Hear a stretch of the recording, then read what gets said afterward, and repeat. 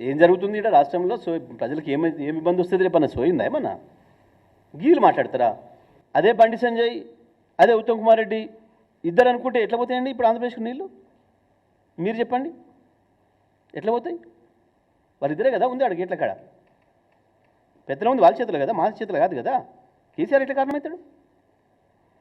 మా చేతిలో ఉన్న కాలం 9.5 ఏళ్ళు అడుగు కూడా పెట్టనీయలే, 9.5 ఏళ్ళు అడుగు కూడా పెట్టనీయలే. మేము ఒక్కసారి వస్తే తన్ని పంపించేసినాం. మేము అనుకున్న పద్ధతిలో నీళ్ళు వదిలినాం సాగర్ నుండి.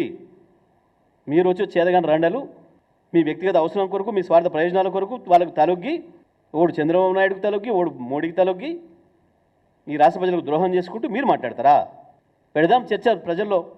కేసీఆర్ వచ్చిన తర్వాత మహబూబ్నగర్ ఎట్లా పచ్చబడ్డది, నల్గొండ ఎట్లా పచ్చబడ్డది, ఏం జరిగింది, పంటలు ఎట్లా పండినాయి, వలసలు పోయిన జిల్లాలకు మళ్ళీ బయట వాళ్ళు వలసలు వచ్చే స్థితికి ఎట్లా తీసుకొచ్చిండు పని కొరకు.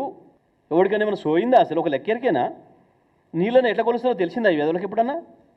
కేసీఆర్ వచ్చి చెప్తే తప్ప టీఎంసీ పదవి వాడిరా విన్నరా వీళ్ళ ముఖాలకు?